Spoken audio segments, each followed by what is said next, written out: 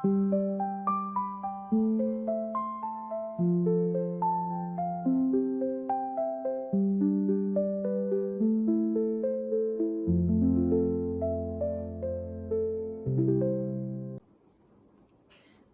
వందనములండి. జీవిత యాత్రలో పాట పాడుకుందామండి. జీవిత యాత్రలు నా జీవన యాత్రలు, జీవిత యాత్రలు నా జీవన యాత్రలు, నేనెళ్ళే త్రోవలు నా కంటే ముందు నా తోడుగా నా నీడగా నా తోడుగా నా నీడగా నన్ను నడిపించెను నజరేయుడు గలిలయుడు. జీవిత యాత్రలు నా జీవన యాత్రలు, జీవిత యాత్రలు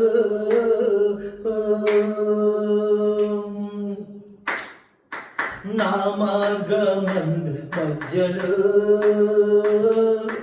గాలి తుఫాను సుడిగాలిలో సిక్కుకున్నా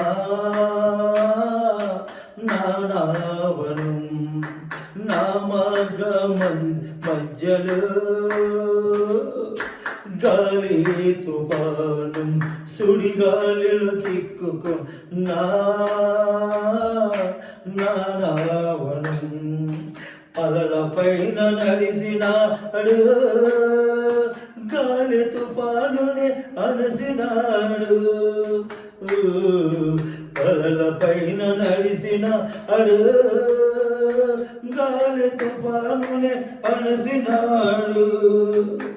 సుఖాను తానై దరిసేర్చినాడు నావను, సుఖాను తానై దరిసేర్చినాడు నావను.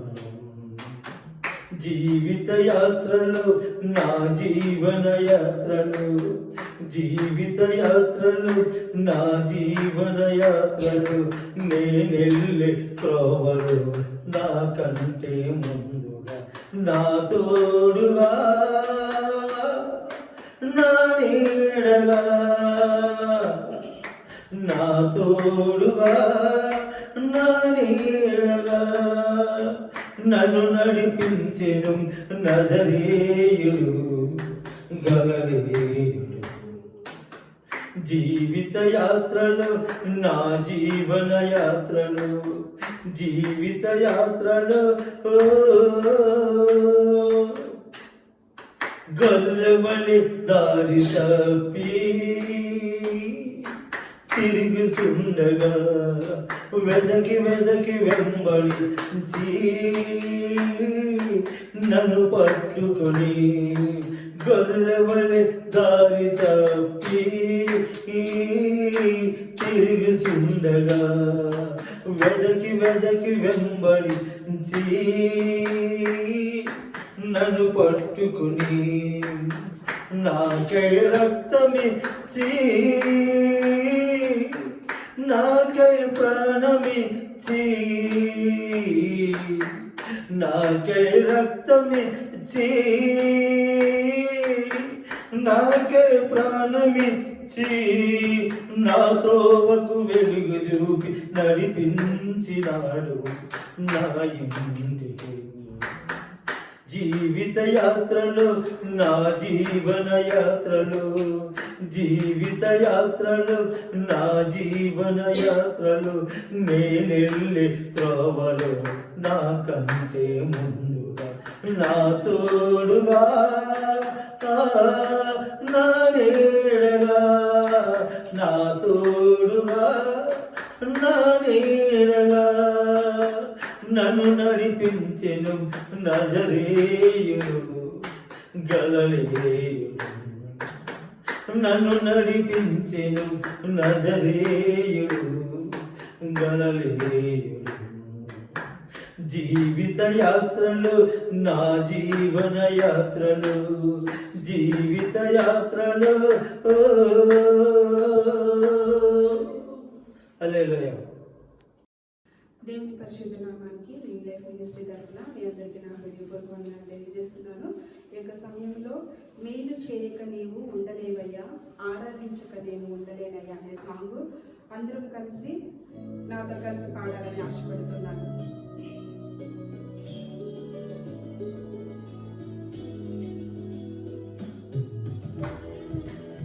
మన దేవుడు మనకు మేలు చేసే దేవుడు కాబట్టి మనం ఆయన ఆరాధించాలి.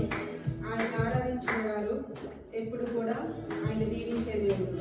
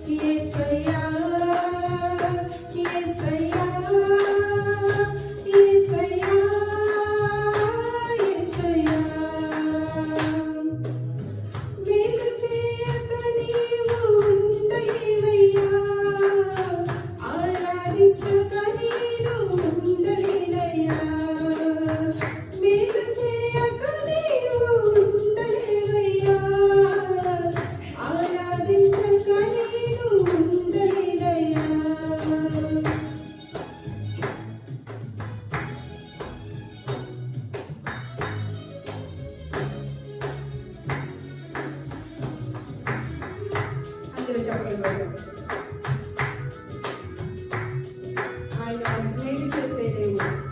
ఆయన నమ్మినట్లుగా మనం ఎవరిని కూడా నమ్మలేదు.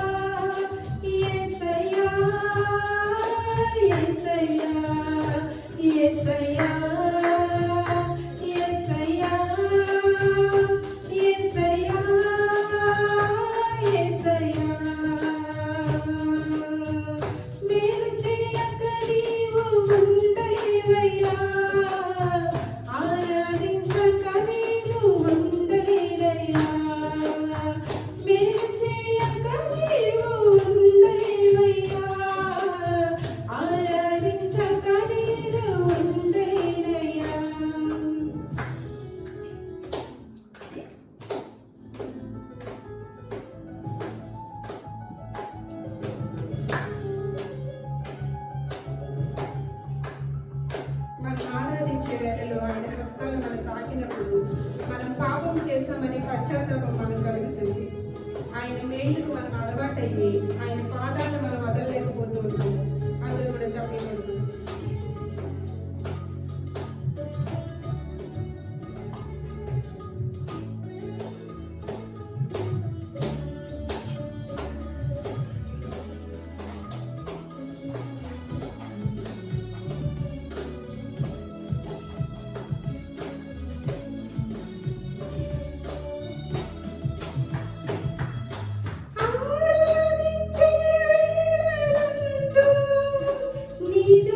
హస్తములు తాకాయి నన్ను, పశ్చాత్తాపము కలిగి నాలో, నేను పాపినని గ్రహించగానే, ఆరాధించే వేళలందు నీరు హస్తములు తాకాయి నన్ను, పశ్చాత్తాపము కలిగి నాలో, నేను పాపినని గ్రహించగానే, నీ వేళతో అలవాటై నీ పాదము వదలకుంటిని, నీ వేళకు అలవాటై నీ పాదము వదలకుంటిని, నీకిష్టమైన దారి కనుగొంటిని నీతో చేరి, యేసయ్యా యేసయ్యా యేసయ్యా యేసయ్యా యేసయ్యా యేసయ్యా యేసయ్యా యేసయ్యా. వేరు చేయక నీవు ఉండలేవయ్యా, ఆరాధించక నేను ఉండలేనయ్యా. వేరు చేయక నీవు ఉండలేవయ్యా, ఆరాధించక నేను ఉండలేనయ్యా.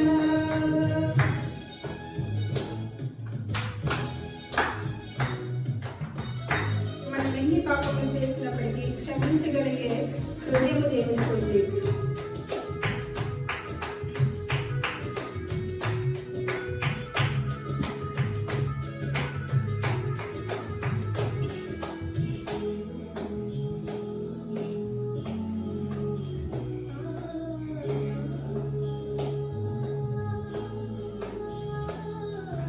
పాపములు చేశాను నేను, నీ ముందర నా తల ఎత్తలేను,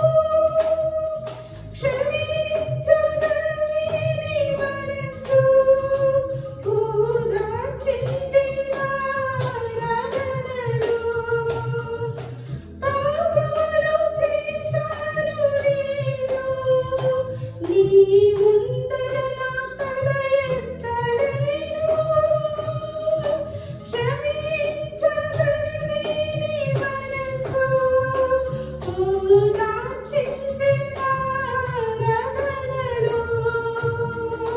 నా హృదయము నీకు వందే, నీకు వేరే మరేనని, నా హృదయము నీకు వందే, నీకు వేరే మరేనని, అతిశయించెను నిత్యము నిన్నే కరిగొన్నందుకు. యేసయ్యా యేసయ్యా యేసయ్యా యేసయ్యా యేసయ్యా యేసయ్యా యేసయ్యా యేసయ్యా. మీరు చేయక నీవు ఉండలేవయ్యా, ఆరాధించక నేను ఉండలేనయ్యా. మీరు చేయక నీవు ఉండలేవయ్యా, ఆరాధించక నేను ఉండలేనయ్యా. యేసయ్యా యేసయ్యా యేసయ్యా యేసయ్యా యేసయ్యా యేసయ్యా యేసయ్యా యేసయ్యా. హల్లెలూయా. ప్రభువైన యేసుక్రీస్తు నామములో న్యూ లైఫ్ మినిస్ట్రీ ద్వారా మీ అందరికీ కూడా మరొకసారి వందనాలు తెలియజేసుకుంటున్నామండి. ఇప్పటి వరకు కూడా పాటలు పాడుకుని దేవుని ఆరాధన చేసుకుని దేవుని స్తుతించుకున్నాం. దేవుని నామంకే మహిమ కలుగును గాక. హల్లెలూయా హల్లెలూయా. మనమందరం కూడా డిసెంబర్ నెలలో ఉన్నామండి. ప్రతి నెల దేవుడు మనకు ఒక వాగ్దానం ఇస్తూ ఉన్నారు. ఈ నెలలో ఇచ్చిన వాగ్దానాన్ని ఎవరైనా చెప్పగలరండి? మొదటి కొరింథీయులకు రాసిన పత్రిక 15వ అధ్యాయము 58వ వచనం. నీ ప్రయాసము ప్రభువునందు వ్యర్థము కాదని ఎరిగి స్థిరులను కదలని వారును ప్రభు కార్యాభివృద్ధి యందు ఎప్పటికీ ఆసక్తులై ఉండుడి. సో కిందటి వారంలో అమ్మ మేమందరం కూడా ఈ వాక్యము ధ్యానం చేసుకుంటూ మనము ప్రభువునందు ఏ విధంగా ఉండాలంటే స్థిరులుగా, కదలని వారుగా, అంటే ప్రభు కార్యాభివృద్ధి యందు ఎప్పటికీ మనం ఎలా ఉండాలండి? ఆసక్తులై ఉండాలని వాక్యం ధ్యానం చేసుకున్నాం. మరొకసారి నేను 2 నిమిషాలు క్లుప్తంగా వివరించి ముందుకు వెళ్తాను. మనము స్థిరులుగా ఉండాలంటే మనము ఒక మూల స్తంభం ఎలాగ స్థిరంగా ఉంటుందో అలాగ దేవునిలో మనం ఉండాలి. మన మూల స్తంభము, మన కుటుంబంలో మనం మూల స్తంభముగా నిలబడినప్పుడు మన మీద మన వచ్చే పిల్లలు వారు కదలని వారిగా, పడిపోని వారిగా, వారు స్థిరంగా ఉంటారు. మనం ఎప్పుడైతే బలంగా నిలబడతామో మన బిడ్డలు కూడా బలంగా ఉంటారు. మనం ఎవరిలో నిలబడాలంటే దేవునిలో స్థిరంగా ఉండాలి. నెక్స్ట్ ఏంటంటే కదలని వారంగా ఉండాలంటే ఇసుక మీద ఇల్లు కట్టే వారుగా మనం ఉండకూడదండి. ఇసుక మీద ఇల్లు కడితే ఏమవుతుంది? అది పడిపోతుంది, అటు ఇటు ఊరుతుంది. గాలి వేసినప్పుడు కానీ ఏదైనా చిన్న తుఫాను వచ్చినా సరే అటు ఇటు కదిలిపోతూ ఉంటుంది. సో మనం అలా కదలని వారంగా స్థిరంగా ఉండాలి. మనం బైబిల్లో చూసినప్పుడు నోవాహు గారి యొక్క జీవితాన్ని చూసాం, అదేవిధంగా అబ్రహాం గారి యొక్క జీవితాన్ని చూసాం, యాకోబు గారి యొక్క జీవితాన్ని మనం చూసాం. ఇలాగా మనం చూస్తూ వెళ్తూ ఉన్నప్పుడు మనం ఒక స్త్రీ గురించి చదువుకోవడం జరిగింది. ఆ స్త్రీ పేరు ఎవరండి? రూతు గారు. రూతు తన భర్తని కోల్పోయిన, తన మామగారిని, తన తోడుకోడలి యొక్క తన చెల్లెలి యొక్క భర్తని కోల్పోయినా సరే తను అత్తగారిని విడిచి వెళ్ళలేదు. అత్తగారు ఎటు వెళ్తే కోడలు కూడా అలాగే వెళ్ళింది. చివరికి నువ్వు ఎక్కడ చనిపోయినా సరే నేను అక్కడే చనిపోతాను, నువ్వు ఎక్కడ సమాధి చేయబడినా నేను అక్కడే సమాధి చేయబడతానని ఆ రూతు గారు అత్తగారైన నయముతో చెప్పడం జరిగింది. దేవునిలో కూడా మనం అలాగే ఉండాలండి. మనం ఎప్పుడైతే దేవుని నమ్ముతామో మన జీవితంలో ఎన్ని శ్రమలు వచ్చినా, ఎన్ని శోధనలు వచ్చినా సరే కదలకుండా స్థిరముగా ఉండి మన జీవితంలో చనిపోయినప్పుడు కూడా నేను బ్రతుకుట క్రీస్తే చావు అయితే అది ఎంతో మేలు అనే విధముగా మనం చివరి వరకు కూడా క్రైస్తవ జీవితంలో మనం ఉంటే దేవుడు మనకి అనేక అభివృద్ధులు మనలతో పాటుకుండా మన బిడ్డలను కూడా దేవుడు ఆశీర్వదిస్తాడని గత వారం చదువుకోవడం జరిగింది. ఈ రోజున మనము ఏ వాక్యం తెలుసుకుంటున్నామంటే అదే భాగంలో మీ ప్రయాసము ప్రభువునందు వ్యర్థము కాదు. ఏంటండి? మీ ప్రయాసము ప్రభువునందు వ్యర్థము కాదు. గత వారం ఈ భాగంలో నేను కొంచెం క్లుప్తంగా 2 నిమిషాలు, ఒక 5 నిమిషాలు సమయం తీసుకుని వెళ్ళాను. కానీ ఈ రోజున మన ప్రయాసము ఎలా ఉండాలి, ఈ లోకంలో మనం ఉన్నప్పుడు మనం దేని కొరకు ప్రయాసపడాలి, మనము ఎలా నిలబడాలి అనే దాని గురించి చెప్తాను. ఈ ప్రయాసం వ్యర్థము కాకూడదు అంటే ముందు మనం ఏం చేయాలంటే ప్రతి ఒక్కరు కూడా ప్రభు అయిన యేసుక్రీస్తు వారిని మన సొంత రక్షకుడిగా అంగీకరించాలి. దేవుని నామమునకు స్తోత్రం. హల్లెలూయా. నువ్వు ఎంత శ్రమపడినా, ఎంత కష్టపడినా నువ్వు దేవుణ్ణి నీ మనసులో అంగీకరించకపోతే అది వ్యర్థమండి. నువ్వు సన్నిధికి వెళ్తూ, ప్రతి ఆదివారం దేవుని సన్నిధికి వెళ్తూ ప్రతిరోజు నువ్వు ప్రార్థన చేసుకుంటావు, కానీ దేవుడు అంటే నమ్మకం లేకుండా నువ్వు ఎన్ని చేసినా సరే అది వ్యర్థమండి. అందుకే మొదటిగా మనం ఏం చేయాలంటే నమ్మి రక్షణ పొంది బాప్తిసం తీసుకోవాలి. మన దేవుణ్ణి సొంత రక్షకుడిగా మనం అంగీకరించాలి. ప్రభు అయిన యేసుక్రీస్తు వారు దేవుడని ఎంతమంది అంగీకరిస్తున్నామండి? ప్రతి ఒక్కరం కూడా అంగీకరిస్తున్నాము కదా. ఆయన దేవుడు మన కొరకు ఈ లోకానికి వచ్చి ఎన్నో శ్రమలు, ఎన్నో బాధలు అనుభవించి సిలువ మరణము పొంది మరణించి సమాధి చేయబడి 3వ రోజున వేరండి తిరిగి లేచి పునరుద్ధానమయ్యాలి. అది నువ్వు నమ్మి పొందితేనే, నువ్వు నమ్మకం నీలో ఉంటేనే నువ్వు దేవుని యొక్క మహిమను చూడగలవు. దేవుని నామమునకు స్తోత్రం. నీవు ఆ నమ్మకము నీలో లేకుండా ఆ యేసు ప్రభు వారి దగ్గరికి వచ్చి నాకు ఇది కావాలి, అది కావాలి, నాకు ఇది అవసరము అని అంటే అవి నువ్వు పొందుకోవు. మనము ముందు దేవుని అంగీకరించాలి, మన హృదయంలోకి ఆయన ఆహ్వానించాలి. అందుకే దేవుని వాక్యం సెలవిస్తుంది మనకి. రోమిలకు రాసిన పత్రిక 10వ అధ్యాయము 9-10 వచనాలు మనం చదువుకుందాం.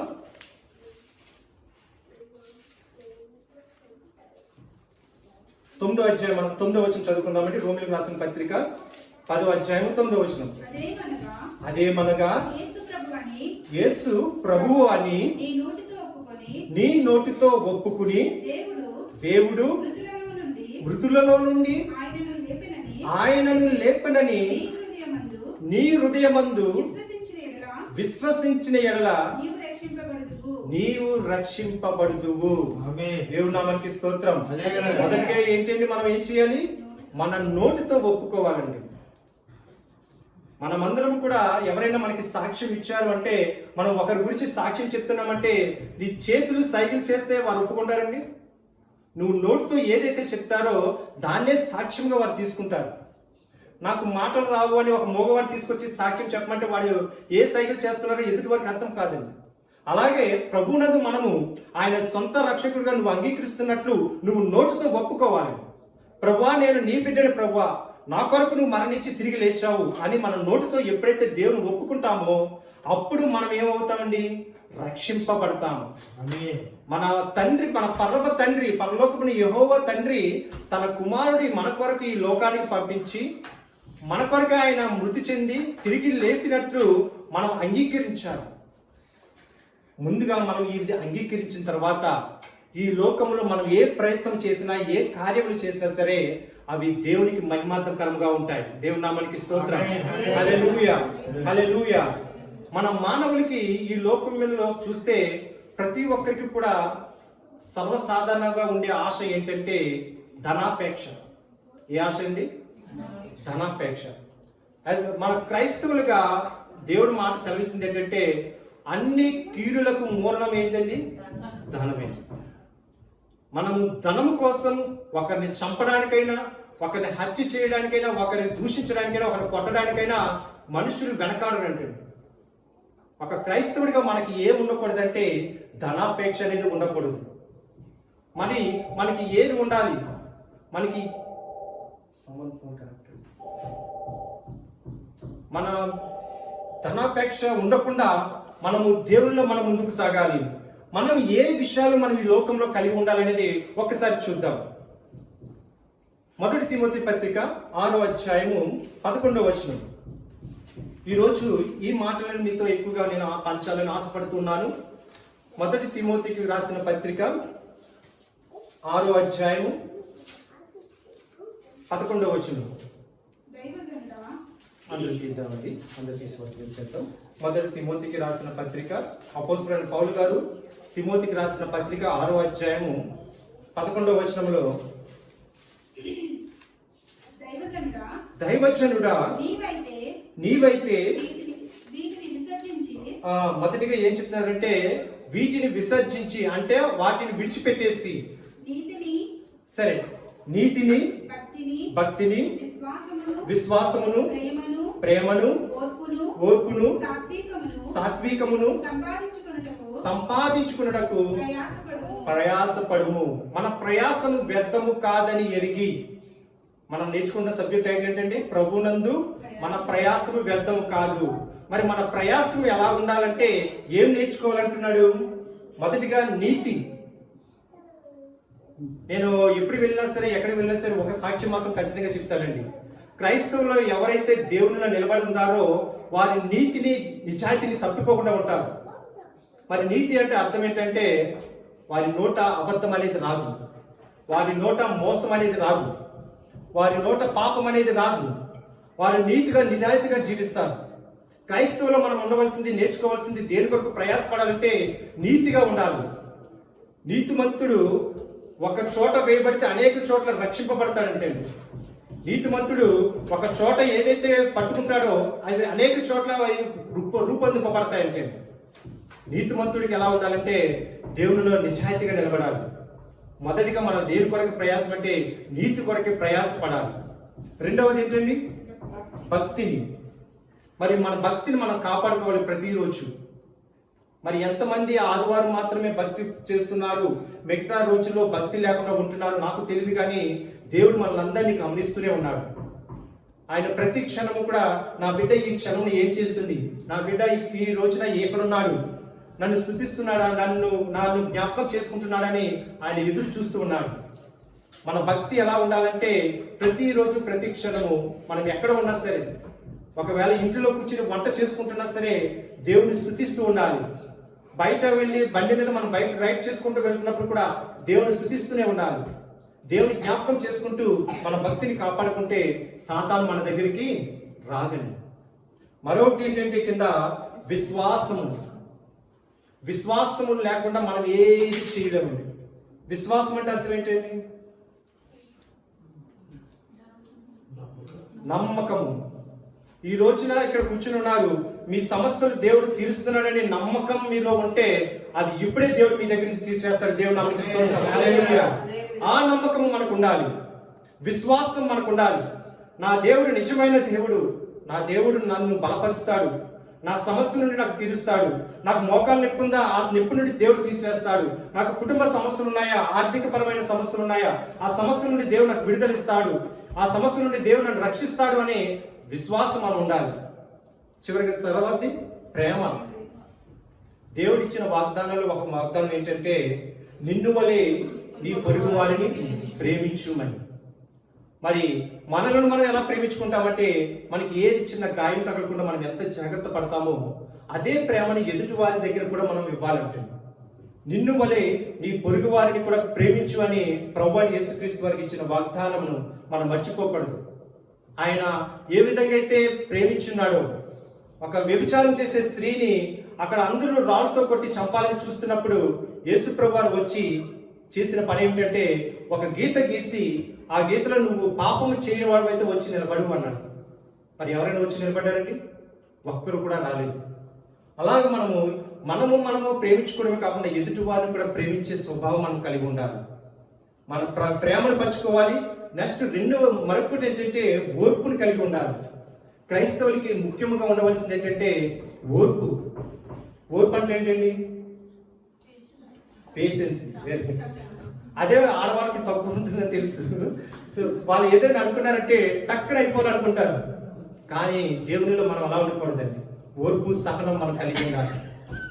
ఏదైనా దేవునిలో ఎదురు చూస్తున్నామంటే ఒక్కొక్కసారి నీ భక్తి ఎలా ఉంది, నీ ఓర్పు ఎలా ఉంది, నీ సహనం ఎలా ఉందని దేవుడు మనం పరిశోధిస్తుంటాడు. అయ్యో నాకు ఈ సమస్య ఎందుకు అవ్వడం లేదు అని నువ్వు సమస్య గురించి ఆలోచిస్తున్నావు తప్ప దీని వెనకాల మనం ఏం చేస్తే సమస్యకి పరిష్కారం దొరుకుతుందని మనం ఆలోచించాలి. మనం ఏంటంటే ఈ సమస్య అవ్వట్లేదు కదా, సరే ఇంకా గట్టిగా ప్రార్థన చేద్దాం, ఇంకా దేవుని దగ్గర గట్టిగా అడుగుదాం అనే ఆశ, ఒక పాజిటివ్ థింక్ మనలో ఏర్పడాలి తప్ప ఈ సహనం అనేది మనలో లేకపోకుండా అయ్యో నేను దేవుడికి ఒక 10 నెలల నుంచి అడుగుతున్నాను, ఈ సమస్య తీరలేదు, ఇంకా నా దేవుడిని విడిచిపెట్టేస్తున్నానని అటువంటి సహనం మనలో ఉండకూడదు. నువ్వు ఎదురు చూస్తూ ఉన్నప్పుడు తండ్రి ఖచ్చితంగా నువ్వు అనుకున్న దానికంటే గొప్పది దేవుడు నీకు ఇస్తాడు. దేవుడు నామనికి స్తోత్రం. హల్లెలూయా. సో ఇంకా కిందకి చూసినట్లయితే సాత్వికమును సంపాదించుకున్నటకు ప్రయాసపడుడి. సాత్వికం అంటే ఏంటండి? సాత్వికము,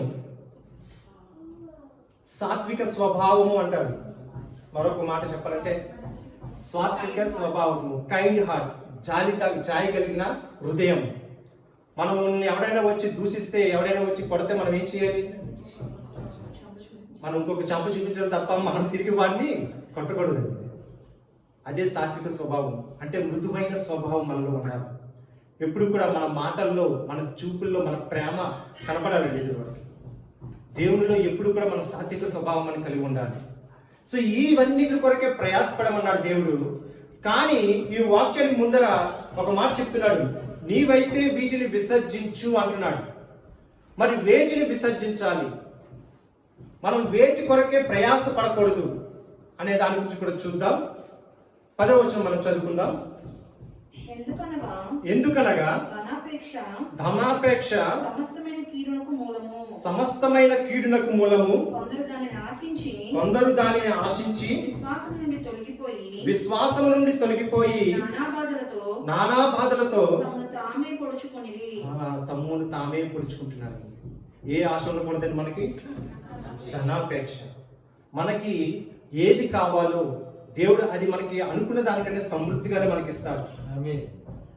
ఇక్కడ ఉన్న వారిలో నేను ఒక మాట అడుగుతున్నాను, మీరు ఎప్పుడైనా సరే ఒక పూట అన్నం తినకుండా ఎప్పుడైనా ఉన్నారండి? లేదండి.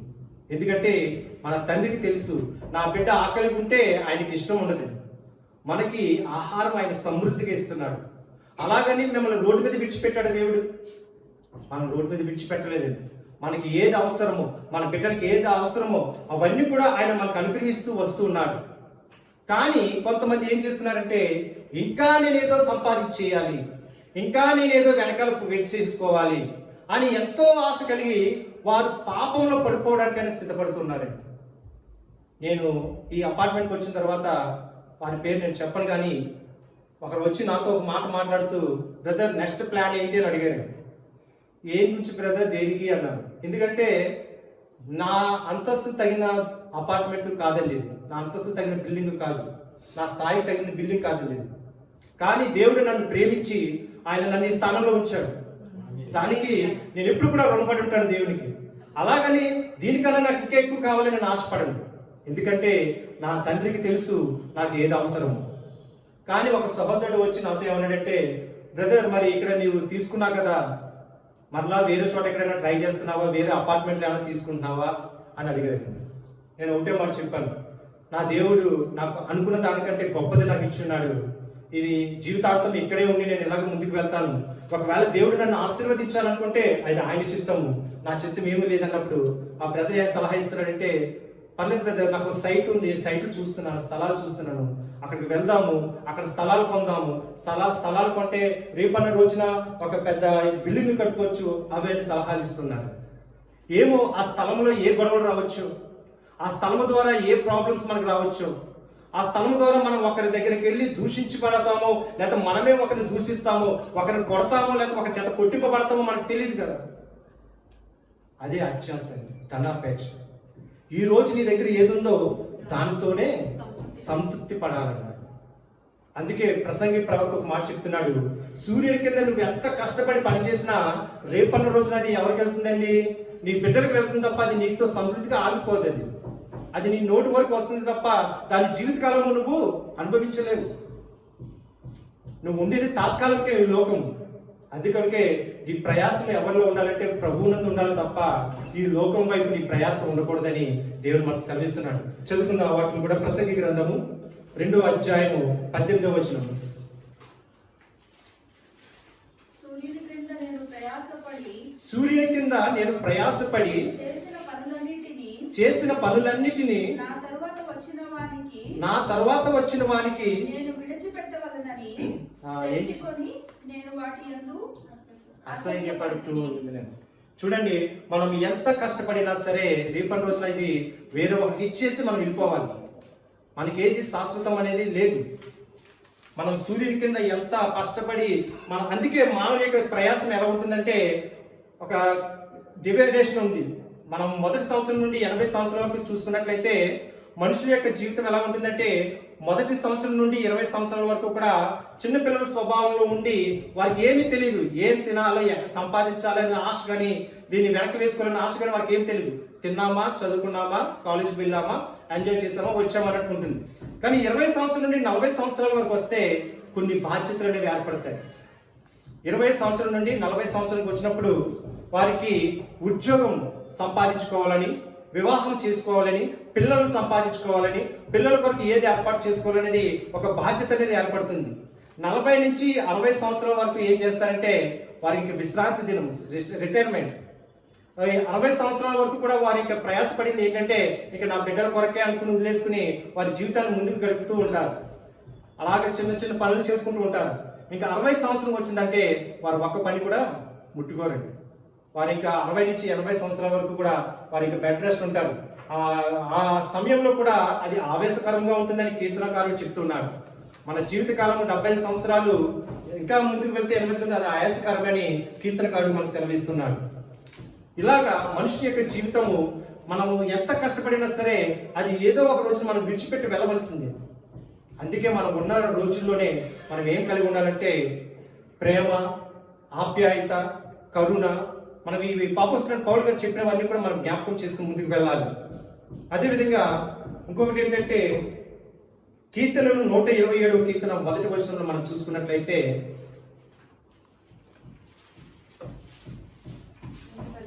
కీర్తనలు 127 127 verse 1.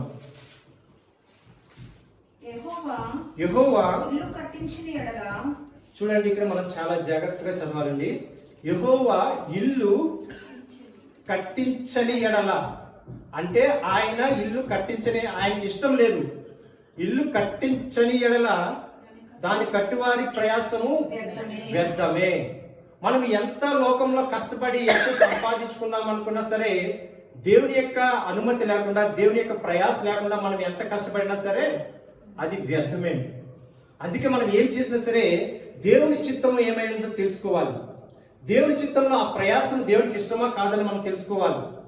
ఒక పని మనం ఏదైనా అనుకుంటున్నామంటే అది దేవుని చిత్తమై ఉందా లేదా అని మనం తెలుసుకుని, ప్రభువా నీ చిత్తమైనైతే నాకు ఈ పనిని అవగొట్టు, నీ చిత్తం కాదంటే దూరం చేయ ప్రభువా అని ప్రార్థన పూర్వకంగా మనం ముందుకు సాగాలి. అందుకే ఈ కీర్తనకారుడు ఏంటంటే, యెహోవా ఇల్లు కట్టించని ఎడల దాని కట్టువారి ప్రయాసం వ్యర్థమే, యెహోవా పట్టణమును కాపాడని ఎడల దాన్ని కావలి కాయవారు మేలుకొని వ్యర్థమే. యెహోవా పట్టణాన్ని కాపాడకుండా ఉన్నట్లయితే వారు ఎంత కావలి వారు ఉన్నా సరే అది వ్యర్థమండి. దానికి నాశనం రావాలనుకుంటే ఖచ్చితంగా నాశనం వస్తుంది. అందువలన మనం ఏ పని చేసినా సరే, ఒకవేళ నువ్వు ఒక బండి కొనుక్కుంటున్నావంటే ఇది దేవుని నామ మహిమార్థమే నేను కొనుక్కుంటున్నాను అని ఆశపడాలి.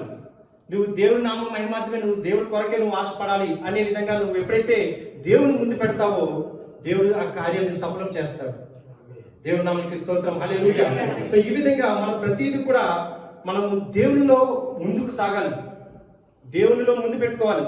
ప్రభు నామమే, ప్రభు చిత్తమే, ప్రభు ద్వారానే జరుగుతుందని మనం కష్టపడాలి తప్ప మనం ఏది చేసినా ఆయన చిత్తం లేకపోతే అది వ్యర్థమే అంటుంది. అందుకే ప్రభు యేసుక్రీస్తు వారు ఏమన్నారంటే, ప్రయాసపడి భారం మోచున్న సమస్త జనులారా నా యొద్దకు రండి, నేను మీకు విశ్రాంతిని కలిగజేస్తాను అంటున్నాడు. ఎందుకు యేసు ప్రభు వారు మాట అన్నారంటే, మన ప్రయాసము మన భారం అంతా కూడా మన మీదే వేసుకుంటున్నామని ఆయనకు బాగా తెలుసు. మనం ఏది కూడా దేవునికి ఇవ్వడం లేదు, దేవుని మీద మన భారం వేయడం లేదు. ఏదైనా చిన్న కష్టం వచ్చిందంటే ఆ కష్టం నుంచి ఎలా వెళ్ళాలరా బాబు అనుకుని మనం ఆలోచిస్తున్నాం తప్ప ప్రార్థన చేయడం లేదు. మనం దేవుని దగ్గర ప్రార్థన చేసి, ప్రభువా నాకు ఈ కష్టం ఉంది, నువ్వు చెప్పావు నీ భారం నా మీద వేయమని, ఇదిగో నా భారం నీ మీద వేస్తున్నాను ప్రభువా, నాకు నెమ్మది ప్రశాంతత దయచే ప్రభువా అని దేవుని మీద భారం వేసినట్లయితే ఆయన సమస్తము ఆయన మనకి విశ్రాంతి కలుగజేస్తారండి. ఆయన ఎందుకంటే ఆయన సిలువలో, కల్వరి సిలువను మోసినప్పుడు ఆ సిలువ యొక్క బరువు చాలా పెద్దదండి, ఎన్నో టన్నులు ఉంటుందండి ఆ బరువు. ఆ బరువుని సిలువని ఆయన ఎందుకు మోసారంటే మన భారం అంతా కూడా సిలువలో మోయిస్తారు కాబట్టి. ఆ బరువు అయినది మన భారమైన ఆయన, అందుకే యేసు ప్రభువాన్ని సిలువలో వేయడం జరిగింది. అందువలన మనం ఏం చేయాలంటే మన భారం అంతా కూడా ఆయన మీద వేయాలి. ప్రభువా నేను ఈ సమస్యతో ఉన్నాను, నా కుటుంబం ఈ కష్టాల్లో ఉన్నది, నాకు ఇది అవసరం ప్రభువా, నాకు అందుకే నేను దగ్గరికి వచ్చున్నాను, నా భారం అంతా నీలో వేస్తున్నాను ప్రభువా, నువ్వే నడిపించు ప్రభువా అని ఎప్పుడైతే మనం భారం దేవుని మీద వేస్తామో మనందరికీ కూడా శాంతి సమాధానం ఇస్తాడు. సరే, ఇవన్నీ కూడా మనం చేసుకుంటూ వెళ్తున్నాము. సరే, మనం వేటి కొరకే ప్రయాస పడాలనే దాని గురించి కొన్ని విషయాలు తెలుసుకున్నాం కదండి. సో ఇప్పుడు కొన్ని విషయాలు కూడా మాట్లాడాలనుకుంటున్నాను. 1 కొరింథీయులకు రాసిన పత్రిక 16వ అధ్యాయము 16వ వచనంలో మరొక మాటని మీకు చెప్పి ముందుకు సాగుతాను.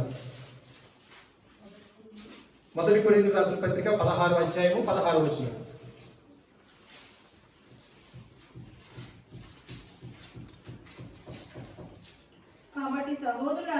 కాబట్టి సహోదరులారా అట్టి వారికి పనిలో సహాయం చేయొచ్చు ప్రయాసపడుచు ఉండు వారందరికీ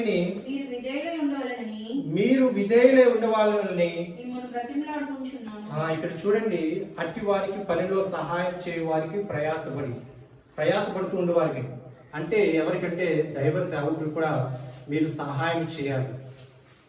ఇక్కడ మరొకసారి మనం చదువుకుందాం. కాబట్టి సహోదరులారా అట్టి వారికి పనిలో సహాయం చేయొచ్చు ప్రయాసపడుచు ఉండు వారికి.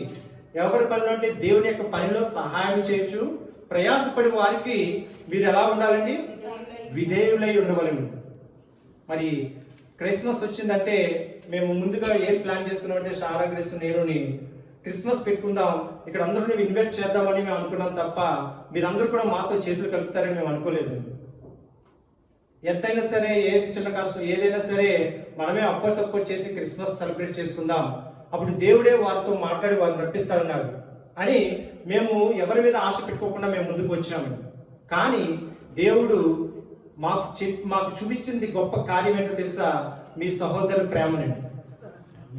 ఎంత ప్రేమ అంటే, ఎవరైనా సరే సంఘానికి వచ్చినప్పుడు ఏదైనా అడిగితే పాస్టర్ ఏదైనా అడుగుతారేమో, మనం మాట్లాడితే పాస్టర్ ఏదైనా అడుగుతారేమో అనుకునే సంఘ బిడ్డలు నేను చూశాను. కానీ ఇక్కడ కూర్చున్న సంఘ బిడ్డలు అలా కాదండి. వారిగా ముందుకు వచ్చి మరి క్రిస్మస్ చేద్దాము, క్రిస్మస్లో మా వంతు ఏదైనా మీకు ఇవ్వాలనుకుంటున్నాము, మా వంతు సహాయం మీకు చేద్దాం అనుకుంటున్నాము అన్నప్పుడు పాస్టర్ గారికి నాకు మాటలు రాలేదు. దేవునిలో మేము ఎలా నిలబడ్డామంటే, మాకు మేముగా అప్పో చేసేనే క్రిస్మస్ నడిపిద్దాం అనుకున్నాము. కానీ దేవుని ప్రేమ ఎలాంటిదంటే మిమ్మల్ని అందరినీ కూడా మా దగ్గర చదివించాడు. దేవుని నామానికి స్తోత్రం. హల్లెలూయా, హల్లెలూయా. దేవునిలో కార్యాలు ఎలా ఉంటాయంటే అండి, మనం ఊహించలేము. అది మన అంతు చిక్కలేని కార్యాలండి. అది మేము ఇప్పుడు కూడా రాత్రి మాటలు జ్ఞాపకం చేసుకుంటాం. ఆ సహోదరులు అడుగుతుంటారు, శుక్రవారం ప్రార్థనలో అడుగుతున్నారండి ఏం చేద్దామని. నేను ఒకటే మాట చెప్పాను, మనం ఎవరిని బలవంతం చేయవద్దు. వారు ఎంత ప్రేమతో అది ఇస్తారో దాన్ని తీసుకునే మనం ముందుకు సాగుదాం. ఎందుకంటే మనకి తోడుగా దేవుడు ఉన్నాడు, ఆయనే చూసుకుంటాడు, ఆయనే చేస్తాడు అని దేవుడి మీదే భారం వేశామండి. కానీ ఆయన విడిచిపెట్టేవాడు కాదండి. మరి మమ్మల్ని విడిచిపెట్టలేదు ఆయన. మిమ్మల్ని అందరినీ కూడా మాతో కలిపాడు. మిమ్మల్ని అందరూ కూడా మాతో కలిపి ఈ రోజున ఈ వచ్చే శనివారం క్రిస్మస్ కార్యక్రమం జరగడానికి మమ్మల్ని ముందుకు నడిపించడానికి దేవుడు ఒక్కరిని కాదండి, ఎంతమందినండి ఇక్కడ కూర్చున్న వారు మిమ్మల్ని అందరినీ కూడా మాతో జరిపి మమ్మల్ని ఒక బలవంతులుగా దేవుడు చేసి ఉన్నాడు. దేవుడు నామమునకు స్తోత్రం. హల్లెలూయా. అదే అండి, ఇక్కడ ప్రయాసం ఎవరైతే దేవునిలో ప్రయాసపడుతూ ముందుకు సాగుతున్నారో వారికి మీరు విధేయులై ఉన్నట్లయితే మరి దేవుడు మిమ్మల్ని ఆశీర్వదిస్తాడు. ఆయన నెక్స్ట్ ఇచ్చే బహుమానం ఏంటో తెలుసండి, మీకు జీవ కిరీటాన్ని ఇస్తాడండి ఆయన. దేవుడి నామమునకు స్తోత్రం. హల్లెలూయా. మిమ్మల్ని ఊరికనే వదిలిపెట్టడండి. మీరు దేవుని సేవకులకు సేవ చేసినా, మీరు దేవుని కొరకే నిలబడినా మిమ్మల్ని ఊరికనే విడిచిపెట్టే దేవుడు కాదండి. ఆయన మీ కొరకు ఏమి ఇస్తాడు? జీవ కిరీటాన్ని ఇస్తాడు. ఆ వాక్యం కూడా చదువుకుందాం. ఫిలిప్పీయులకు రాసిన పత్రిక 4వ అధ్యాయం 3వ వచనంలో, ఫిలిప్పీయులకు రాసిన పత్రిక అపోస్తలుడైన పౌలు గారు ఫిలిప్పీయులకు రాసిన పత్రిక 4వ అధ్యాయం 3వ వచనంలో, అవును నిజమైన సహకారి ఆ స్త్రీలు ఫిలిప్పీయులకు రాసిన పత్రిక 4వ అధ్యాయము 3వ వచనం, ఆ స్త్రీలు క్లెమెంతుతోను నా ఇతర సహకారులతోను సువార్త పనిలో నాతో కూడా ప్రయాసపడిన వారు గనుక వారికి సహాయం చేయమని నిన్ను వేడుకొనుచున్నాను. ఆ సహకారుల పేర్లు జీవ గ్రంథమందు రాయబడిన దేవుని నామమునకు స్తోత్రం. హల్లెలూయా. మరి జీవ గ్రంథం అంటే అర్థం ఏంటండి చెప్పాలి?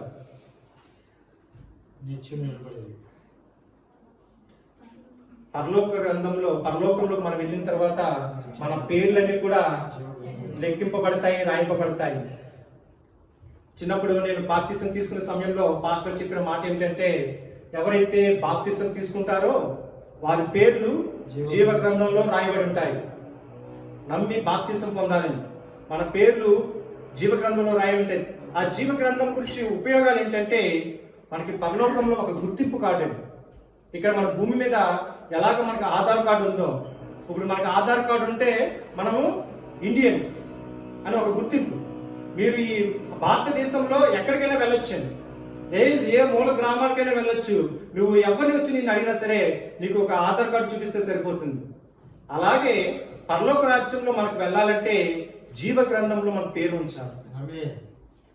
ఈ జీవ గ్రంథంలో మన పేరు ఉండాలంటే యేసు ప్రభువాని సొంత రక్షకుడిగా నువ్వు అంగీకరించి నమ్మి బాప్తిసం పొందుకోవాలి.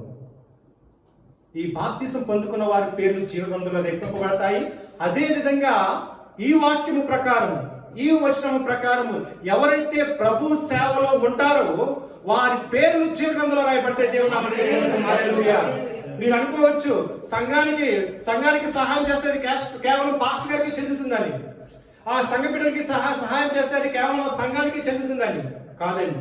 మీరు చేసే ప్రతి పనికి దేవుడు అక్కడ లెక్క కడుతున్నాడండి. మీరు చేసే ప్రతి సహాయానికి దేవుడు అక్కడ జీవ గ్రంథంలో మీ పేరు రాసి, పలానా సహోదరి ఈ రోజున ఇక్కడ ఈ సంఘంలో ఇక్కడ సహాయం చేసింది, దానికి బదులుగా నేను పరలోక రాజ్యంలో ఇంత సమకూరుస్తున్నాను అని మీ కొరకు ఆయన సమృద్ధిగా అక్కడ సిద్ధపరుస్తూ ఉన్నాడు.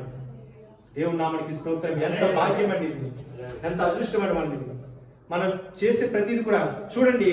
సువార్త పనిలో నాతో కూడా ప్రయాసపడిన వారు, సువార్త పనిలో మనం ప్రయాసపడిన వారికి మన పేర్లు ఎలా ఉంటాయండి? వారు సహాయం చేయమని నేను వేడుకుంటున్నాను. ఆ సహకారుల పేర్లు కూడా జీవ గ్రంథంలో రాయబడి ఉన్నవి. మరి మన పేర్లు కూడా జీవ గ్రంథంలో రాయబడి ఉండాలంటే మనము కేవలం సన్నిధికి వచ్చి ప్రార్థన చేసుకుని వెళ్ళిపోవడం కాదండి. మనం సన్నిధిలో ఉండి పాస్టర్ గారికి ఏ అవసరమో అది చూసుకోవాలి. అదేవిధంగా పాఠంలోను, దేవుని యొక్క కార్యాల్లోను, అన్ని విషయాలు కూడా మనం ముందుకు సాగాలి. అది మీరు ఒక్క రూపాయి ఇక్కడ పెడితే దేవుడు మీకు కోట్లు అక్కడ పరలోక రాజ్యంలో సమృద్ధిగా మీకు ఏర్పాటు చేస్తాడు. అది మీతో కూడా పోదండి. ఈ రోజు మీరు ఇక్కడ ఎంత సహాయం చేస్తున్నారో, ఒకవేళ దేవుడు మీకు పిలుపు మీకు వచ్చినప్పుడు అది మీతో ఆగిపోదు, అది మీ బిడ్డలకు కూడా వెళ్తుందండి. అది మీ బిడ్డలకు కూడా చెందుతుంది. ఆ బిడ్డలకు చెందిన ద్వారా దేవుడు వారిని ఆశీర్వదిస్తాడు. యేసు ప్రభు వారు సమరయ స్త్రీతో మాట్లాడి సువార్త చేసినప్పుడు ఆయన ఎక్కడ కూర్చున్నారండి? ఒక బావి. మరి ఆ బావి ఎవరు కట్టారు, ఎవరి ద్వారా అది ఉంది అనేది మనం హిస్టరీ చూసినట్లయితే ఆ బావి యాకోబు గారు తన కుమారుడు కొరకే కట్టినదండి. ఏం చేశాడు యాకోబు గారు? తన కుమారుడు కొరకే ఒక బావిని కట్టించారు. అది తన కుమారుడు కొరకే అని ఆగిపోయి వెళ్ళిపోయాడు యాకోబు గారు. తన కుమారుడు కొరకే ఉపయోగపడుతుందని వెళ్ళిపోయాడు. కానీ అదే బావి దగ్గరికి ఒక సమరయ స్త్రీ వస్తే యేసు ప్రభు అక్కడికి వచ్చి ఆ బావి దగ్గర కూర్చుని దాహానికి నీళ్ళు ఇమ్మన్నప్పుడు అక్కడ దేవుడు సువార్త చేసి మొత్తం పట్టణం అంతా కూడా రక్షణ పొందించే గొప్ప కార్యం దేవుడు చేస్తున్నాడు. దేవుడు స్తోత్రం. హల్లెలూయా. ఈ రోజున నువ్వు ఏది చేస్తున్నావో అది నీతో ఆగిపోదండి. రేపు నీ బిడ్డలకు కూడా అది వర్తిస్తుంది. దాని ద్వారా ఎన్నో గొప్ప కార్యాలు చూడగలరు. మీరు దేవునిలో నిలబడి ఉండాలి. మీరు దేవునిలో ముందుకు సాగాలి. నిజంగా మన మధ్యలో ఉన్న సిస్టర్ని చూసినట్లయితే, సిస్టర్ పేరు మర్చిపోయాను, సిరి సిస్టర్ గారు ఎలా చేస్తారంటే, ఒక నిజంగా చూస్తే ఎప్పుడు చూసినా సరే బయటకు వెళ్తూ అన్ని విషయాలు కూడా ముందుకు పొందుకుంటూ ఉంటారు. కొంతమంది స్త్రీలు బయటకు రారండి. కానీ ఆ సిరి సిస్టర్ గారు మనం చూసినప్పుడైతే సంఘంలో ప్రతి విషయాలను కూడా ముందుంటారు. మనము ఈ విధంగా ప్రార్థన చేద్దామనో, లేకపోతే ఈ విధంగా ప్రతి ఒక్కరికి అవసరాలు ఉన్నాయి, ఈ అవసరాల గురించి ప్రార్థన చేద్దామండి, లేకపోతే క్రిస్మస్ ప్రోగ్రామ్ వస్తుంది, ఈ విధంగా మనం గ్రూప్లో పెడదామనో, లేకపోతే ఏ విధంగా ప్రార్థన చేద్దామని ప్లాన్ చేద్దామని సిస్టర్ గారు ఎంత ముందుకు ప్రోత్సహించి వస్తారంటే, అలాగా ప్రతి విషయంలో కూడా ప్రతి ఒక్కరు కూడా మనం ముందుకు సాగాలి. అది అక్కడితో వారితో ఆగిపోదండి. ఆ ఆశీర్వాదాలు ఎవరికి వెళ్తాయండి? వారి బిడ్డలకు వెళ్తాయి. సో అలాగా మన దేవునిలో ముందుకు సాగుతూ వెళ్ళాలి. దేవుడు ఒక ఉపమానం మనకు చెప్తూ ఉన్నాడు. ఆ ఉపమానం ఏమిటంటే, ఒక తండ్రికి ఇద్దరు కొడుకులు ఉన్నారండి. ఒక తండ్రికి ఇద్దరు కొడుకులు ఉన్నారు. ఒక కుమారుని పిలిపించి, ఒరే నువ్వు ద్రాక్ష తోటకు వెళ్ళి పని చేయని చెప్పాడంటే, మరి ఆ కుమారుడు ఏమైనా సమాధానం ఇచ్చాడంటే, నేను పోను అని చెప్పి తర్వాత ఆలోచించుకుని నా తండ్రి కదా చెప్పాడు కదని వెళ్ళి పని చేశాడంటే. రెండో కుమారుని పిలిచాడంటే, రెండో కుమారుని పిలిచి, మరి నువ్వు కూడా ద్రాక్ష తోటకు వెళ్ళి పని చేయరని చెప్పాడంట. మరి ఆ కుమారుడు ఏమన్నాడంట, అలాగే డాడీ నేను వెళ్తానని ముందు ఊపాడంట. తల ఊపి తర్వాత ఏమయ్యాడంటే అండి, వెళ్ళకపోయాడంట. మరి ముందు తండ్రి మాట వినకుండా తర్వాత వెళ్తానన్న వాడు గొప్పవాడా, లేకపోతే తండ్రి మాటను వింటానని చెప్పి వినకుండా ఉన్నవాడు గొప్పవాడా అండి? వెళ్ళనని చెప్పి వెళ్ళని వాడే గొప్పవాడు, వెళ్ళిన వాడే గొప్పవాడు. మనలో ఎలా ఉంటామంటే, కొంతమంది క్రైస్తవులైన జీవితాలు మన ఎలా ఉంటాయంటే, ఆదివారం వచ్చినప్పుడు అలాగేనమ్మా చేస్తానండి, అలాగే దేవుని మార్గంలో వెళ్తానండి అని దేవుని సన్నిధిలో మనం చెప్తాం. కానీ బయటకు వెళ్ళిన తర్వాత వాటిని మర్చిపోతాం. దేవుడికి అలాంటి వారి ఇష్టం ఉండదు. మనం దేవుని సన్నిధిలో ఎలా ఉన్నామో మనం అలాగే దేవుని సన్నిధిలో బయట కూడా ముందుకు సాగాలి. దేవుని నామమునకు స్తోత్రం. హల్లెలూయా, హల్లెలూయా. ఆ ఉపమానం ఒకసారి కూడా మీకు చూపిస్తాను. మత్తయి రాసిన సువార్త 21వ అధ్యాయము 28, 29, 30 వచనాలు మనం చదువుకుందాం. 21వ అధ్యాయం.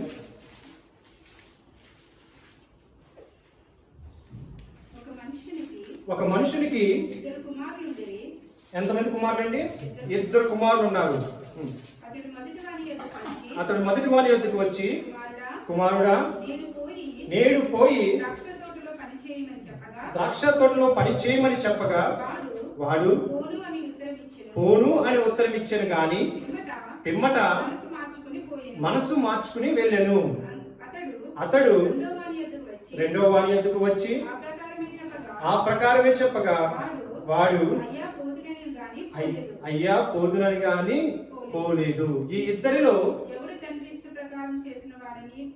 అడిగాను. అందుకు వారు మొదటి వారే అనేది.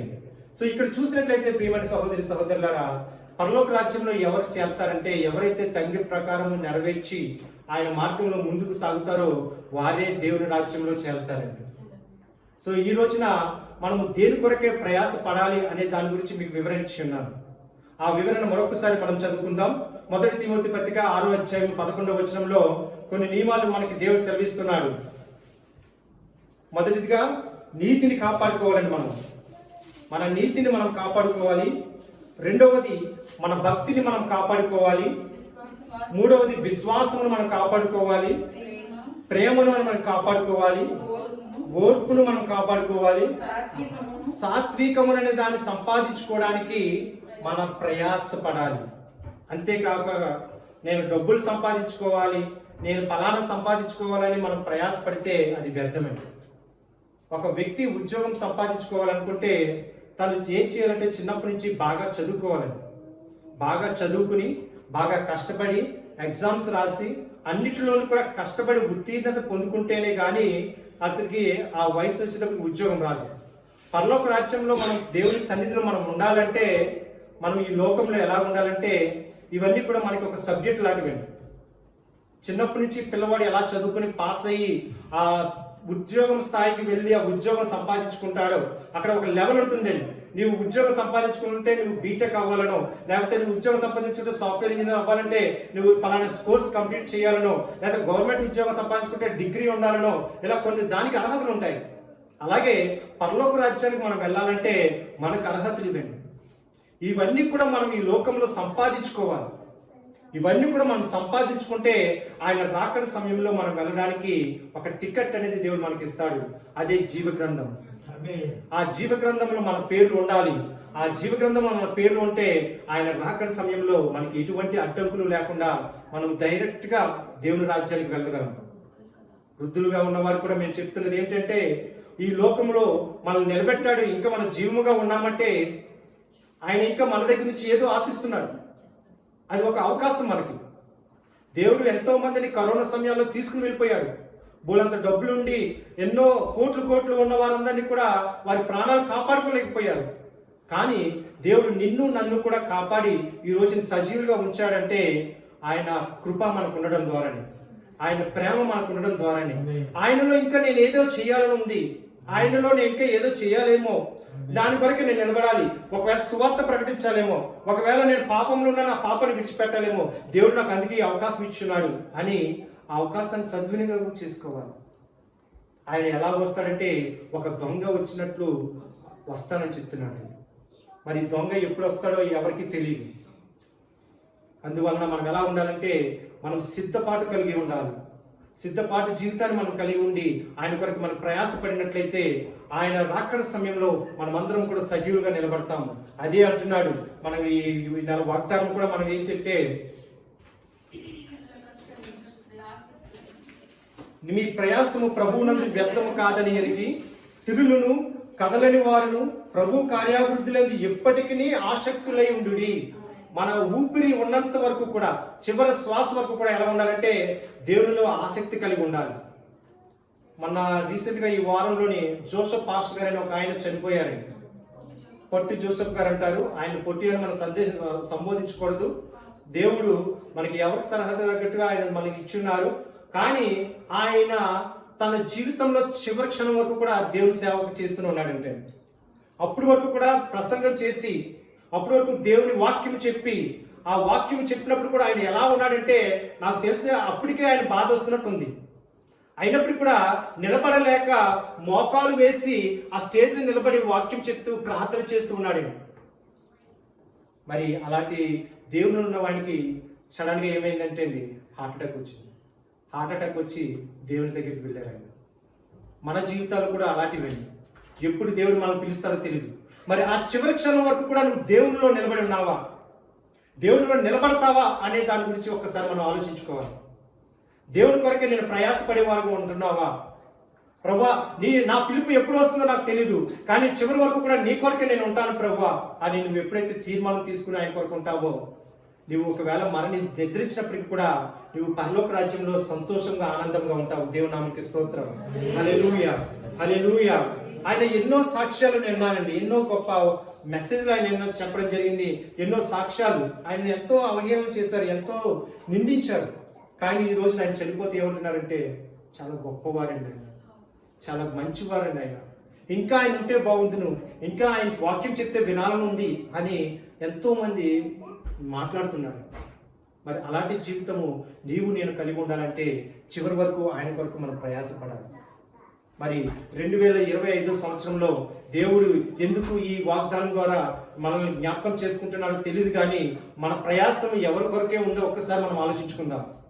దేవుని కొరకే ప్రయాసపడే వారంగా మనం ఉంటున్నామా, లేక మనుషుల కొరకే, లోకంలో ఉన్న ఆస్తి కొరకే ప్రయాసపడే వారంగా ఉంటున్నామా మనం చూసుకుని మనం దేవునిలో స్థిరత్వం కలిగి ఉండాలి. మనం ఇంకొక 2 వారాలు దాటితే మనం నూతన సంవత్సరం అడుగు పెడతాం. మరి 2025 సంవత్సరంలో నీ క్రైస్తవ జీవితం ఎలా ఉంది అనే దాని గురించి ఇప్పటి నుంచే ఒక ప్లాన్ వేసుకోవాలి. ఈ సంవత్సరంలో నా జీవితం ఎలా ఉంది, 2026 సంవత్సరంలో నేను ఇలా ముందుకు వెళ్ళాలి ప్రభా, ఇంకా ముందుకు వెళ్ళాలి అని ఒక తీర్మానాన్ని ఇప్పటి నుంచి ప్లాన్ చేసుకోవాలి. అంతేగాని 2025 అయిపోతుంది కదా, అయిపోయింది, 2026లో మంచిగా తినేద్దాము, మంచిగా సంపాదించేసుకుందాం, మంచిగా ఉందామంటే నువ్వు ఆయన పిలుపు ఎప్పుడు వస్తుందో మనకు తెలియదు. అందువల్ల ఏంటంటే మనం ఎప్పుడు కూడా దేవుని కొరకే నిలబడతామో, దేవుని కొరకే ఆశపడతామో, మనల్ని ఆయన అంచెలంచెలుగా అభివృద్ధి చేస్తూ ముందుకు సాగుతుంటాడు. మరి మా నాన్నగారు అమ్మగారు ఇక్కడ ఉన్నారు. మా నాన్నగారికి అయితే 2 సంవత్సరాల క్రితం పెరాలిసిస్ వచ్చింది, స్ట్రోక్, హార్ట్ స్ట్రోక్ దగ్గరికి వెళ్ళారు. ఆయన పెరాలిసిస్ వచ్చింది. అయినప్పటికీ కూడా ఆయన దేవునిలో నిలబడి ఉన్నారు కనుక వెంటనే ఆయన గవర్నమెంట్ హాస్పిటల్కి వెళ్ళి ఒక ఇంజెక్షన్ చేయించుకున్నారు. ఆయన చుట్టూ ఎవరు లేరు, అమ్మ తప్ప కొడుకులు కానీ కూతురు కానీ ఎవరూ లేరు. ఆయన ఒకటే అనుకున్నారు, నా దేవుడే నాకు తోడుకుంటాడు, నేను ఎవరి కొరకే ఎదురు చూడను. అలాగని నా కొడుకు ఫోన్ చేస్తే వస్తాడేమో, నా కూతురు ఫోన్ చేస్తే వస్తుందేమో ఆయన ఎదురు చూడలేదండి. ఆయన ఏం చేశారంటే నా దేవుడు నాకు తోడుకున్నాడు, ఆయనే నన్ను నడిపిస్తాడని ఆ పెరాలసిస్ స్ట్రోక్ వచ్చినప్పుడు కాలు చెయ్యి పని చేయనప్పటికీ కూడా ఆయనకు ఒక ధైర్యం వచ్చింది. నా దేవుడు నన్ను నడిపిస్తాడు, నా దేవుడు నాకు తోడుకున్నాడని ఆయన నడుచుకుంటూ ఆటో పట్టుకుని గవర్నమెంట్ హాస్పిటల్కి వెళ్ళి ఆ ఇంజెక్షన్ వేయించుకున్నారు. ఆ ఇంజెక్షన్ వేయించుకోవడం ద్వారా ఆ స్ట్రోక్ అనేది రాకుండా ఆగిపోయింది. దేవుడు ఆ రోజున వారికి సహాయం లేకుండా ఉన్నట్లయితే ఎంతో మందికి అండి హార్ట్ స్ట్రోక్ వచ్చిందంటే మొదటి స్ట్రోక్లోనే చనిపోతున్నారు. అవకాశం ఇవ్వడం లేదండి, మొదటి స్ట్రోక్లోనే చనిపోతున్నారు. కానీ ఈ రోజున మనం ఈ విధంగా ఉన్నామంటే అది కేవలం దేవుని యొక్క కృప మాత్రమే. మనం ప్రయాసం ఎవరి కొరకంటే దేవుని కొరకే ప్రయాసపడాలి. మనం చేసే ప్రతి పని ఎవరికంటే దేవుని నామ మహిమార్థమే మనం చేయాలి. మనం దేవునిలో స్థిరముగా ఉండాలి, కదలని వారుగా ఉన్నప్పుడు మనం దేవునిలో ఏది చేసినా సరే ఆయన మనల్ని ఆశీర్వదిస్తాడు. నువ్వు చిన్న పని చేయండి, దేవుడు ఆశీర్వదిస్తాడు. మీరు అంచెలంచెలుగా దేవుడు మిమ్మల్ని అభివృద్ధి చేస్తూ ఉంటాడు. అందుకే దేవుడు మనకి ఇచ్చిన ఉపమానాన్ని జ్ఞాపకం చేసుకుందాం. మొదటగా చేయనని చెప్పిన వారు చేసి ఉన్నారు, మొదట చేస్తానని చెప్పిన వారు చేయకుండా ఉన్నారు. మరి దేవునిలో మనం ఎలా ఉన్నాము? చేస్తామని దేవుని దగ్గర ఒప్పుకున్నామా? అది ఖచ్చితంగా చేసి తీరాలి. ప్రభువా నీ సన్నిధిలో నేను వస్తాను, ప్రతి ఆదివారం నీ సన్నిధి గుడికి వస్తాను అని తీర్మానం తీసుకుంటే ఖచ్చితంగా ఆ వారం అంతా, ఆ సంవత్సరం అంతా కూడా, మీరు జీవితకాలం అంతా కూడా దేవుని సన్నిధికి వెళ్ళాలి. మీరు దేవుళ్ళు ఏదైతే మాట ఇస్తున్నారో ఆ మాటని ఎప్పుడు కూడా మనం మర్చిపోకూడదు. అందుకే మనం ప్రయాసము దేవుల్లో ఉందాం, మనం స్థిరులుగా ఉందాం, కదలని వారుగా ఉందాం. మనమందరం కూడా ఈ వాక్యం ద్వారా మనం తెలుసుకోవాల్సింది ఏంటంటే నీతిని కాపాడుకుందాం, భక్తిని కాపాడుకుందాం, విశ్వాసాన్ని కాపాడుకుందాం, ప్రేమను, ఓర్పును, సాత్వికాన్ని కాపాడుకుని మనం ముందుకు సాగుదాం. కళ్ళు మూసుకుందామండి. అందరూ కూడా కళ్ళు మూసుకున్నట్లయితే ప్రార్థన చేసుకుందాం. ప్రార్థన చేసుకుని మనం ముందుకు సాగుదాం. అందరూ కూడా కొద్ది నిమిషాలు ప్రార్థన చేసుకుందాం. ప్రభువా నేను ఏదైనా పాపం చేసి ఉన్నట్లయితే నన్ను క్షమించు ప్రభువా.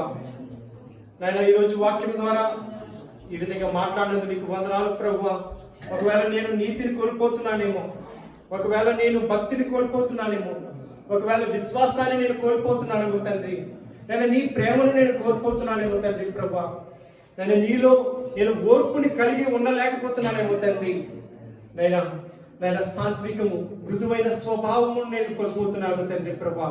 ఎదుటి వారిని బాధపరిచే స్వభావం నాలో ఉన్నట్లయితే అది ఇప్పుడే తీసివేయి ప్రభువా. నాయన వాక్యం ద్వారా మాతో మాట్లాడినందుకు నీకు స్తోత్రములు ప్రభువా అని ప్రార్థన చేద్దాం. ప్రతి ఒక్కరూ కూడా ప్రార్థన చేద్దాం. ప్రభువా, నేను ఏది చేసినా నీ నామ మహిమార్థమే నేను చేయాలి ప్రభువా. దేవా, నీ కొరకే నేను నిలబడి ఉన్నాను తండ్రి ప్రభువా. నాయన నీ మహిమ కొరకే నేను ఏది చేసినా చేయాలి తండ్రి ప్రభువా. నాయన మమ్మల్ని ఆశీర్వదించు ప్రభువా అని ప్రార్థన చేద్దాం. కుటుంబంలో ఇంకా రక్షణ పొందిన వారి కొరకే ప్రార్థన చేద్దాం. ఎవరైతే ఇంకా జీవ గ్రంథంలో ఆయన పేర్లు లెక్కింపబడలేదో, వారి పేర్లు రాయబడలేదు, వారి కొరకే ప్రార్థన చేద్దాం. ప్రభువా, నేను ఇంకా రక్షణ పొందలేదు ప్రభువా. నేను నా భర్త రక్షణ పొందలేదు, నేను నా కుమారుడు రక్షణ పొందలేదను, నేను తండ్రి ప్రభువా భార్య రక్షణ పొందలేదను. ఇంకా కుటుంబంలో ఎవరైనా ఉన్నట్లయితే వారి కొరకే ప్రార్థన చేద్దాం. వారు కూడా జీవ గ్రంథంలో వారి పేర్లు రాయింపబడాలి, వారి జీవ గ్రంథంలో పేర్లు లెక్కింపబడాలి. ప్రతి ఒక్కరు కూడా ప్రార్థన చేద్దాం. ప్రతి ఒక్కరు కూడా ప్రార్థన చేద్దాం. ప్రభువా, నేను నీవు అనుమతి లేకుండా మేము ఏది చేసినది వ్యర్థమే తండ్రి ప్రభువా. నేను నీ అనుమతి మాకు దయచేయమని అడుగుచున్నాం తండ్రి అని ప్రార్థన చేద్దాం. ప్రతి ఒక్కరు కూడా ప్రార్థన చేద్దాం. ప్రార్థన చేద్దాం. ప్రభా, నీవే మాకు మాట్లాడు తండ్రి ప్రభా. నీవే నాతో ముందు నడిపించు తండ్రి. నాయన నీవే ముందు నీ మార్గంలో నడిపించు ప్రభువా. నాయన నన్ను ముట్టి ప్రభువా అని ప్రార్థన చేద్దాం. నన్ను బలపరచు ప్రభువా అని ప్రార్థన చేద్దాం. నన్ను ఆశీర్వదించు ప్రభువా అని ప్రార్థన చేద్దాం. నా కుటుంబాన్ని దీవించు ప్రభువా అని ప్రార్థన చేద్దాం. ప్రభువా, నాతో మాట్లాడు ప్రభువా. నన్ను దర్శించు ప్రభువా. నేను నీ బిడ్డగా నేను ఉండడానికి ప్రార్థన చేయతండి. నేను తండ్రి ప్రభువా, నేను ఎవరైతే శారీరక బలహీనతతో వచ్చినారో వారికి విడుదల దయచేయమని ప్రార్థన చేద్దాం. ఎవరైతే రోగంతో వచ్చినారో వారికి స్వస్థత విడుదల దయచేయమని ప్రార్థన చేద్దాం. ఎవరైతే కుటుంబ సమస్యలతో వచ్చినారో వారికి విడుదల దయచేయమని ప్రార్థన చేద్దాం. ప్రతి ఒక్కరు కూడా ప్రార్థన ముందుకు సాగుదాం. ప్రతి ఒక్కరు కూడా ప్రార్థన చేద్దాం. స్తోత్రం. హల్లెలూయా. నాతో మాట్లాడు ప్రభువా, నీవే మాట్లాడుమయ్యా. నాతో మాట్లాడు ప్రభువా, నీవే మాట్లాడుమయ్యా. నీ వాక్యమే నన్ను నడిపించేది, నా మార్గంలో నెమ్మదినిచ్చేది. నీ వాక్యమే నన్ను నడిపించేది, నా మార్గములో నెమ్మదినిచ్చేది. నీవు పలికితే నాకు మేలయ్యా, నీవు పలికితే నాకు మేలయ్యా. నీ దర్శనమే నాకు చాలయ్యా, నీ దర్శనమే నాకు చాలయ్యా. నాతో మాట్లాడు ప్రభువా, నీవే మాట్లాడుమయ్యా. నీ వాక్యమే స్వస్థత కలిగించేది, నా వేదనలో ఆదరణిచ్చేది. నీ వాక్యమే స్వస్థత కలిగించేది, నా వేదనలో ఆదరణిచ్చేది. నీవు పలికితే నాకు మేలయ్యా, నీవు పలికితే నాకు మేలయ్యా. నీ దర్శనమే నాకు చాలయ్యా, నీ దర్శనమే నాకు చాలయ్యా. నాతో మాట్లాడు ప్రభువా, నీవే మాట్లాడుమయ్యా. నీ వాక్యమే నన్ను నడిపించేది, నా పాదలలో నీ వాక్యమే నన్ను నడిపించేది, నా మార్గములో నన్ను నిలిచేది. నీవు పలికితే నాకు మేలయా, నీవు పలికితే నాకు మేలయా. నీ రక్షణమే నాకు చాలయా, నీ రక్షణమే నాకు చాలయా. నాతో మాట్లాడు ప్రభువా, నీవే మాట్లాడుమయ్యా. అవును ప్రభువా, నువ్వు మాట్లాడే దేవుడు తండ్రి. నాయన వాక్యం ద్వారా మాతో మాట్లాడుతున్నది నీకు వందనాలు తండ్రి. ప్రభువా, ప్రతి ఒక్కరూ కూడా ప్రార్థనలో ఉందాం. ప్రతి ఒక్కరూ కూడా క్రిస్మస్ ప్రోగ్రామ్ కొరకే ప్రార్థన చేద్దాం. శుక్రవారం జరుగుతున్న స్త్రీల కూడిక కొరకే ప్రార్థన చేద్దాం. శనివారం జరుగుతున్న క్రిస్మస్ ప్రోగ్రామ్ లో ఎవరి ద్వారా ఏ ఆటంకము రాకుండా అందరూ కూడా పిల్లలందరూ కూడా చక్కగా వారి డాన్స్ ప్రోగ్రామ్స్ అన్ని నేర్చుకుంటున్నారు. వారికి ఏ బలహీనత రాకుండా చక్కని ఆరోగ్యం ఇచ్చి వాళ్ళందరూ కూడా పాలు పొందడానికి సహాయం చేసేలాగా ప్రార్థన చేద్దాం. అలాగే భోజనాల కార్యక్రమంలో కూడా దేవుడు సహాయం చేసేలాగా మనం ప్రార్థన చేద్దాం. ఎవరెవరైతే సహాయం చేయడానికి ముందుకు వస్తున్నారో వారిని దేవుడు ఆశీర్వదించాలి. ఎవరైతే సహాయం చేస్తూ ఆ రోజు కార్యక్రమంలో ముందుకు పాల్గొంటున్నారో వారందరినీ దేవుడు ఆశీర్వదించాలి. ఎవరైతే ఆ క్రిస్మస్ ప్రోగ్రాం రాబోతున్నారో వారందరినీ కూడా దేవుడు ఆశీర్వదించాలి. వాక్యం ద్వారా దేవుడు మాట్లాడాలి. ఆ కార్యక్రమం ద్వారా దేవుడు సూటిగా మనతో మాట్లాడాలి. ప్రతి ఒక్కరి కొరకే ప్రార్థన చేద్దాం. ప్రతి ఒక్కరి కొరకే ప్రార్థన చేద్దాం. ప్రార్థన అవసరాలు ఉన్నాయి. ప్రతి ఒక్కరి కొరకే ప్రార్థన చేద్దాం. మారు మనసు పొందలేని వారి కొరకే ప్రార్థన చేద్దాం. ఇంకా రక్షణ పొందలేని వారి కొరకే ప్రార్థన చేద్దాం. బాప్తిసం తీసుకోలేని వారి కొరకే ప్రార్థన చేద్దాం. శారీరకమైన బలహీనతలు ఉన్న వారి కొరకే ప్రార్థన చేద్దాం.